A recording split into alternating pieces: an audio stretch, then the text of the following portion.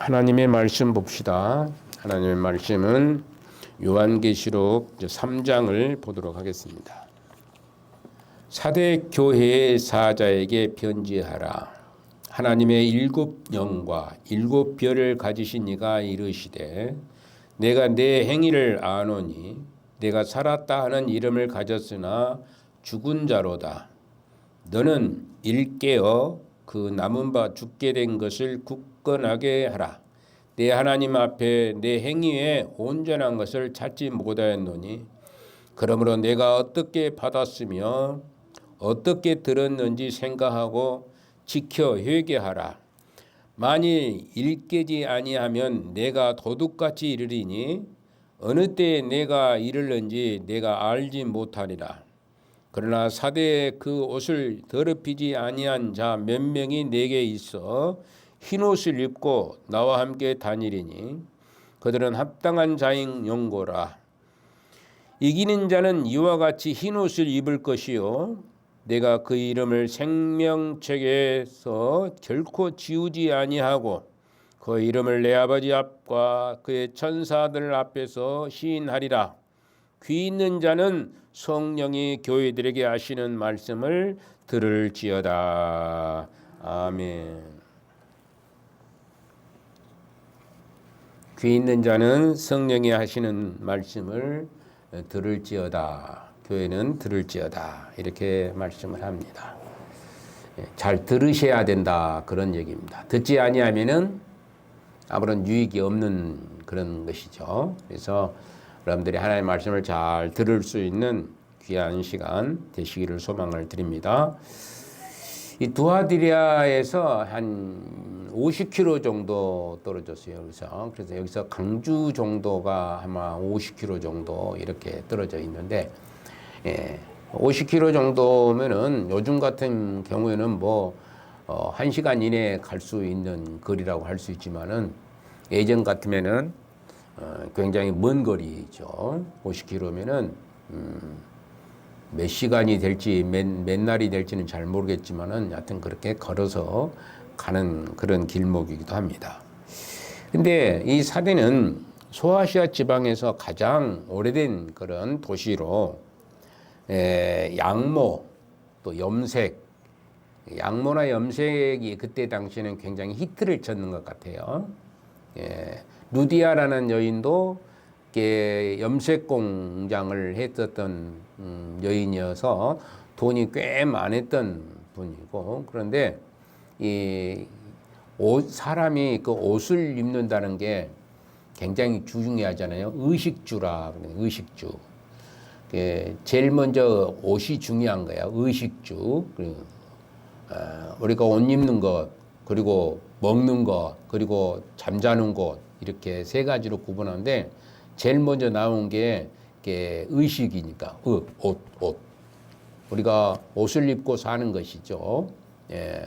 의식주 문제가 해결되면 추운 곳도 더운 곳도 이렇게 막을 수 있고, 그래서 이게 염료나 또는 이제 그 양모가 굉장히 발달한 지역이라 이렇게 얘기할 수 있어서 아주 산업이 굉장히 뛰어난 곳이다. 그래서 번성하는 지역이다. 그러니까 번성하니까 돈도 굉장히 많은 지역이다. 이렇게 볼 수가 있습니다. 그래서 돈이 많으면은 뭐가 나타나냐 그러면 사치와 쾌락이 나타나게 되죠. 돈이 많은 사람일수록 이제 여러분들 같이 우리들이야 뭐 사치를 하는 사람이 거의 없어요. 0%에 가까운, 모르겠어요. 또 속으로는 사치하고 싶은 생각도 있는 사람도 있을지 모르지만은 겉모양만 보면은 사치하는 사람이 하나도 없는 것 같은, 쾌락에 빠져 있는 사람도 하나도 없는 것 같은. 근데 속마음은 아마 나도 이렇게 살았으면 좋겠다 하는 사람도 있을지도 모르죠. 속마음이야. 근데 돈 있는 사람들 보면은, 그리고 재벌 2세나 3세들 보면은 엄청나게 돈을 쓰는 것을 볼 수 있습니다. 식탁 하나에 뭐 어떤 사람은 3천만 원짜리도 먹고 그런다고 그래요. 밥 한 끼에. 여러분들 3천만 원짜리 식탁을 한번 제공받은 적이 있으십니까? 제가 한때 젊었을 때 좀 사업을 하는데 30만 원짜리 식탁을 제공한 적이 있습니다. 30만 원이면 지금으로 말하면 얼마나 될까요? 한 40년 전 얘기니까 30년, 40년 정도 됐으니까 30만 원짜리가 굉장히 부유한 식탁입니다. 부유한 식탁이에요. 근데 지금으로 하면 300만 원도 넘을 것이고 모르겠어요. 한 6, 700 정도 되려는가 모르겠습니다. 그 정도의 식탁을 제공해 보니까 예, 그게 좋다고 온 사람들이 많이 있어요. 먹으니까 좋지요. 먹으니까. 사업을 하다 보니까 그런 사람들을 먹여본 적도 있었어요. 아주 젊었을 때죠. 총각으로 있었을 때 그런 얘기입니다.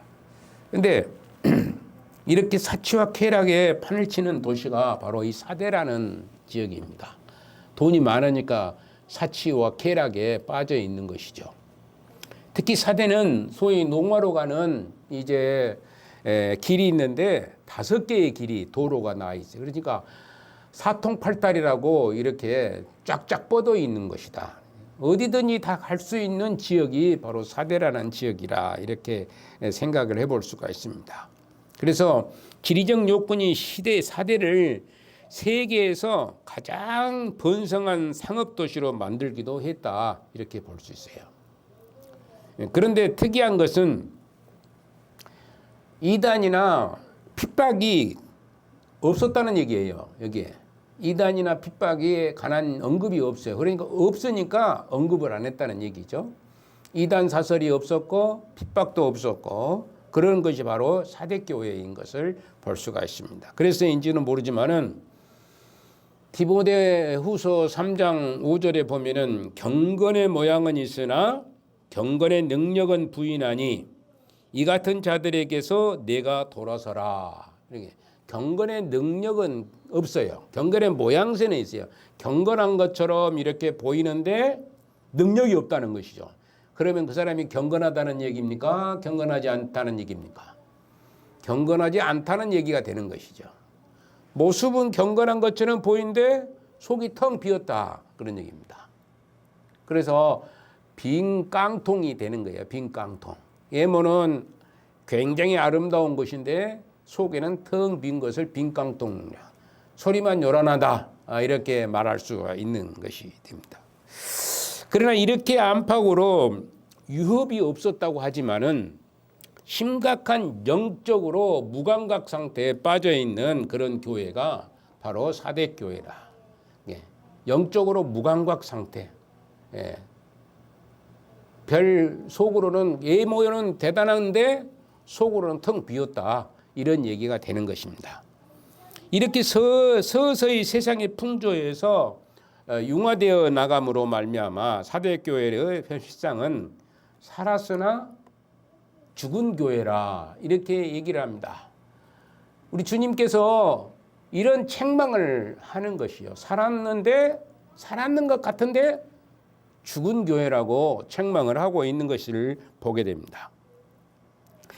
그러면서 이런 사대교회에 나타나신 주님의 모습은 어떤 모습으로 나타나냐 그러면은 하나님의 7영과 7별을 가진이라고 자신을 소개하고 있습니다.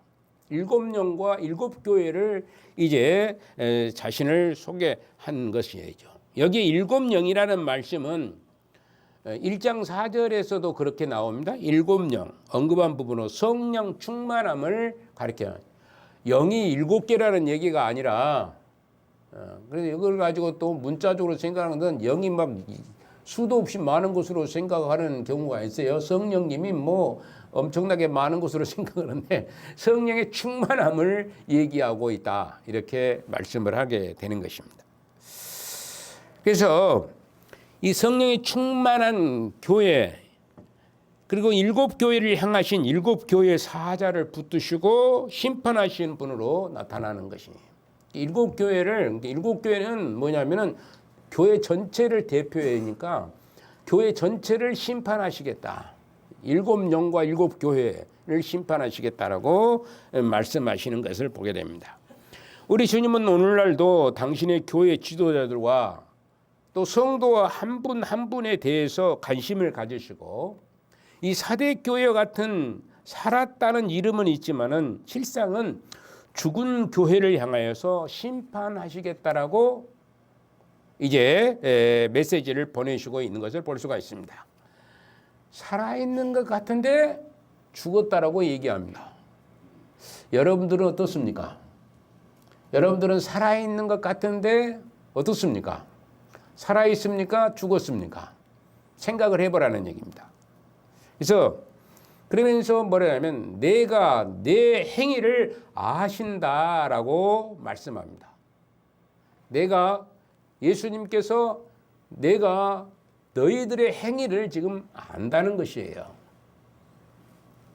에베소서에 보낸 서신과 다름없이 주님은 내 행위를 안다라고 말씀하심으로써 사대 교회를 향하여서도 그 똑같은 말을 하시고 계시면 내가 내 행위를 안다 그런 얘기입니다. 내 행위를 안다는 말은 두 가지 의미예요. 에베소나 사대나 똑같은 말씀처럼 느껴지지만은 받는 상태에 따라서 엄연한 큰 차이점이 있는 말씀이기도 합니다. 어떻게 받느냐? 내가 내 행위를 안다라고 했을 때 받는 사람의 형편에 따라서 차이점이 극과 극을 달릴 수 있다는 얘기죠.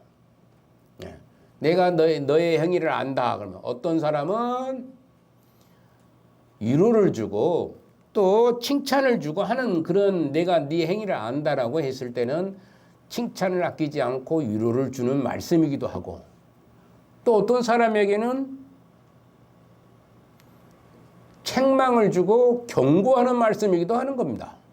책망을 주고 경고하는 말씀. 그래서 내가 네 행위를 안다 하는 책망하기 위해서 그렇게 말씀하기도 하고 또 경고하기 위해서도 그렇게 말씀하시는 거예요. 그래서 똑같은 말씀이에요.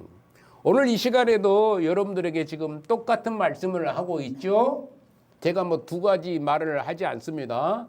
똑같은 말씀을 하는데 어떤 사람은 그 말씀이 책망이 될 수 있고 어떤 사람이 그 말씀은 위로가 되고 기쁨이 되고 은혜가 될 수 있는 사람이 있다는 얘기죠.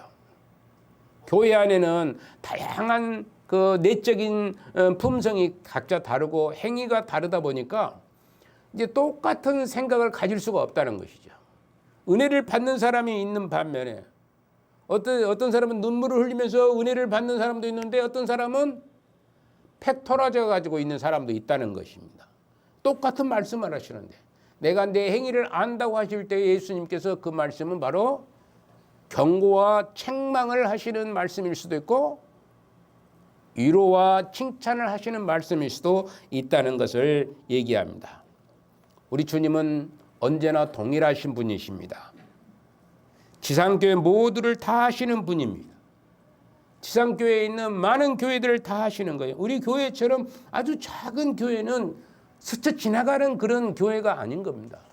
우리 교회도 불꽃 같은 눈동자로 우리 교회를 살피시는 분이 우리 하나님이시고 또 서울에 있는 뭐 몇만 명 모이는 그런 교회도 우리 주님은 불꽃 같은 눈동자로 그들을 살피시고 있는 것이죠.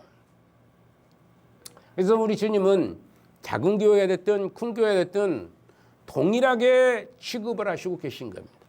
근데 우리는 그렇지 않죠. 돈이 많은 사람들하고 돈이 적은 사람들하고 취급을 어떻게 합니까? 돈이 많은 사람들을 더 가까이 하려고 하고 돈이 없는 사람은 더 가까이 하지 않으려고 얼굴이 잘생긴 사람한테는 더 가까이 하려고 정말로 어떻게 보면은 인간적으로 보면은 보기가 싫은 사람 얼굴을 가지고 있는 사람은 가까이 하지 않으려고 하고 이런 편견이 우리 사람들에게는 있습니다. 그런데 우리 주님은 어떤 사람이 됐든 간에 어떤 인간이 어떤 모습을 가지고 있든 키가 적든지 키가 크든지 키가 난쟁이든지 키가 꼭다리든지 다 똑같은 마음을 가지시고 살피시는 분이 우리 주님이신 항상 동일하신 분이시다는 것입니다. 힘들고 어렵고 또 싸우는 그런 교회들과 성도 한 분 한 분에게 칭찬과 유래의 말씀을 하시는 반면에 적당히 살아가는 교회와 성도들에게는 분명히 내 행위를 안다라고 하심으로 경고와 책망을 하시는 주님인 것을 볼 수 있습니다. 분명히 우리 주님은 보시고 계시는 것이죠. 성전에서 헌금을 연보를 드릴 때에 바리새인들이 드리는 연보와 또 누굽니까? 그 과부가 드렸던 두 렙돈을 드렸던 연보를 자세히 보시고 계신 분이 하나님이신 우리 주님이신 것입니다. 우리는 무엇을 봅니까? 많이 드리는 것을 보는 것이고 그러지만은 우리 주님은 그 속마음을 아시는 분이시기 때문에 전부를 드렸다라고 얘기합니다. 그 두 렙돈 생활비 전부를 드렸다라고 말씀하시는 우리 주님을 볼 수가 있는 것이죠. 자, 여러분들 그렇다면은 하나님 앞에 여러분들이 어떤 사람은 100만 원을 드리고 어떤 사람은 5만 원 드리고 엄마한테 10만 원 드리고 그러면은 우리는 어쩝니까? 와, 100만 원, 에헤, 2만 원. 우리는 그렇게 생각할 수 있습니다. 그러나 우리 주님은 그렇지 않다는 것이죠. 그 속마음을 아시는 분이 생활비 전부를 드렸던 그 과부를 칭찬을 아끼지 않았던 것을 볼 수가 있습니다.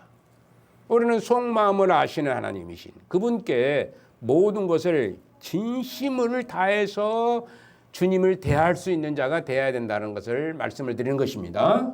그래서 여러분들이 진심을 다해서 온 정성을 다해서 온 충심을 다해서 하나님 앞에 서야지 책망과 경고를 듣지 아니하고 칭찬과 유례의 말씀을 들을 수가 있다는 것을 말씀합니다. 오늘 우리 교회와 성도들에게 내가 내 행위를 안다고 하신 주님의 말씀이 어떻게 여러분들에게 들리십니까? 내가 내 행위를 안다라고 우리 주님이 오늘 여러분들에게 말씀하시는데 여러분들에게 어떻게 들리냐가 중요합니다. 여러분들에게 위로의 말씀을 들립니까? 아니면은 책망의 말씀으로 들리고 있으십니까? 내가 내 행위를 한다라고 할 때에 위로의 말씀이 된다면은 얼마나 기쁘고 얼마나 귀하고 얼마나 복된 것이겠습니까? 그러나 내가 내 행위를 안다는 것이에요. 근데 그것이 책망으로 들려진다고 할 것 같으면은 우리에게 심각한 생각을 다시 한번 해야 될 문제 앞에 서 있다라고 말씀할 수가 있습니다. 지금 여러분들에게 말씀하고 있는 주님의 말씀이 책망처럼 들린다면은 그래서 영적으로 있어야 할 자리에 있지 못하고 있다는 것을 스스로 이야기하는 것으로 이제 얘기할 수가 있고 무한한 위로의 말씀으로 드린다면은 그런 주님을 위해서 엄청 힘든 일을 행하고 있다는 것을 증거가 된다는 것이에요. 위로의 말씀이 된다면은 지금 주님을 위해서 온 힘을 다해서 행하고 있다는 그런 위로가 된다는 것입니다. 지금 주님 때문에 고통을 당하고 주님 때문에 공고함을 당하고 주님 때문에 어려웠고 힘들고 배고프고 또 핍박을 받고 그러면은 우리 주님께서 내 행위를 안다는 것이죠. 그럴 때 위로가 되는 것이고 칭찬을 아끼지 아니하시는 주님이시면은 뻘쭘거리하고 있으면은 멀쭉거리하고 있잖아요, 사람들이. 그래서 겉으로는 그럴싸하게 보이는데 속마음은 이상한 짓거리를 해버리면은 내 행위를 아신다는 것이에요. 그것은 속마음이. 그래서 그 속에 있는 것들을 아시는 분이기 때문에 책망이 떨어질 수밖에 없다는 것입니다.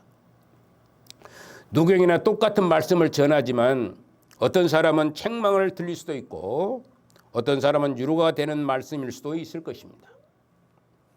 그러므로 하나님의 말씀을 들을 때 자기 스스로 자신을 진단해 보시기를 바라는 것입니다. 하나님 말씀을 들으면서 자기 스스로를 한번 진단을 해야 돼요. 내가 어떤 사람일까? 여러분들이 수도 없는 하나님의 말씀을 들으면서 과연 나는 어떤 사람일까?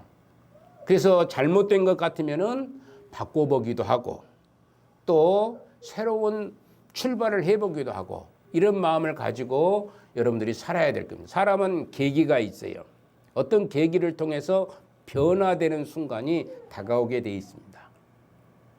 그래서 그 결단의 시간을 여러분들은 가질 수 있어야 돼요. 책망을 들을 때 깨달았고 변화된다면은 그것은 여러분들에게 큰 복으로 임하게 될 줄로 믿습니다. 이제 사대 교회가 조용히 죽어가는 모습으로 보입니까? 사대 교회가 조용히 죽어가는 모습으로 보이는가? 아닙니다. 사대 교회는 절대 죽어가는 모습으로 보이지 않습니다. 겉으로 보기에는 참으로 활기가 넘치는 그런 모습입니다. 겉으로 보기에는 활기가 넘치는 것이죠. 그러니 주님은 살았다는 이름을 가진 자로되 죽은 자라고 말씀합니다. 활기가 차 있는데 살았는 것 같은데 죽은 자라고 말씀하시고 있는 것이죠. 옛적으로 보면 대단히 화려하고 또 소아시아의 모든 다른 교회들을 볼 때는 부러움의 대상이 되었을지도 모를 일입니다. 엄청나게 많은 것을 소유하고 있었으니까. 뭐 다 얼굴빛이 막 환해가지고 활기차가지고 돌아다니고 뭐 얘기하고 핍박도 받지 않고 시기도 받지 않고 돈도 없는 게 아니라 돈도 많고 그러니까 얼마나 활기차게 보입니까?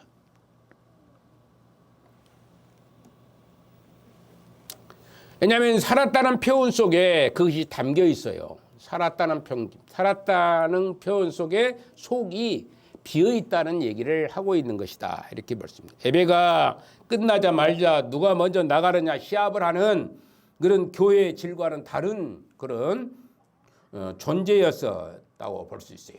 예배가 끝나자마자 먼저 나가려고 예를 쓰잖아요. 뭔 일이 그렇게 바쁜 일이 예배가 끝나면은 막 나가려고 하는 거예요. 자기가 먼저 차를 옛날에 지금은 이제 차 타는 사람도 별로 없지만은 옛날에 차 타려는데 먼저 타려고 그래. 차를 먼저 타려고. 먼저 가려고 집에. 뭐 들라고 그렇게 한지는 모르겠습니다. 그때는 내가 한심했었어요. 뭐 들라고 저렇게 빨리 가려고 이런가 이런 생각을 가지고 있었어요. 옛날에 왕곡교회에 있을 때 기도하는 것을 보니까 먼저 가려고 하는 것이 아니고 더 늦게 가려고. 저 사람보다 내가 더 늦게 가야 되겠다. 새벽에 나와가지고 그러니까 2시간씩 오고 3시간씩 온 사람이 있죠. 기도를. 늦게 가려고 그러니까. 저 사람이 나가면 내가 나가야 되겠다 하는 마음을 가지고 기도를 하는 거예요. 그래 교회가 부흥을 할 수가 있어요? 없어요? 예? 부흥할 수밖에 없는 것이죠. 근데 우리 교회는 죄송한 표현이지만은 먼저 가는 것이 1등입니다. 먼저 가는 것이 1등이에요. 아예 안 나온 사람도 1등입니다. 하나님께서 칭찬하실까요? 책망하실까요? 위로를 주실까요? 경고를 하실까요? 하나님 앞에 경고를 받게 되면은 회개하지 아니하면은 그건 끝나는 겁니다. 경고하는데도 회개하지 않으면 끝나는 겁니다.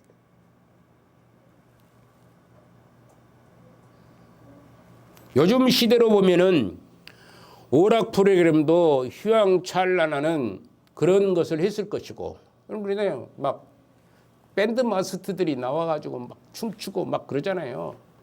큰 교회들 보면은 앞에서 막 쭉 나리비 서가지고 찬양하고 춤추고 그거보다 율동이라고 하죠. 율동이라고. 교회에서 율동이라고 하는데 내가 배우는 율동이 아니고 춤추는 것 같은 생각이 들어집니다.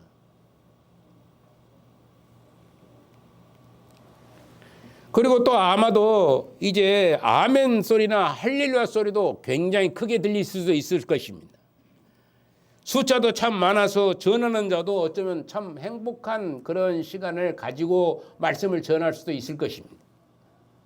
이것은 교회뿐만 아니라 개인적인 성도들도 살았으나 죽어 있다고 말할 수가 있는 것입니다.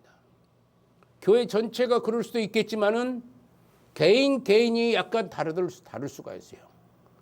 같은 교회 안에서도 어떤 성도는 살았으나 죽은 자와 같다고 얘기하고 어떤 자는 아직도 너는 고칠 만한 사람이다. 괜찮은 사람이다. 남은 자로 얘기가 되는 사람도 있다는 것이죠. 여러분들은 어떤 사람입니까? 생각을 해봐야 된다는 것입니다. 여러분들이 변화될 수 있는 사람, 바꾸어질 수 있는 사람, 새로운 비전을 품고 나갈 수 있는 사람, 과연 그러신가? 나는 그냥 이대로 살래 하고 있는 사람인가?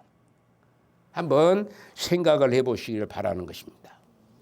그래서 열심히 일을 하면서도 영적으로는 죽었다는 평가를 받을 수 있다는 얘기가 나오게 되는 것입니다.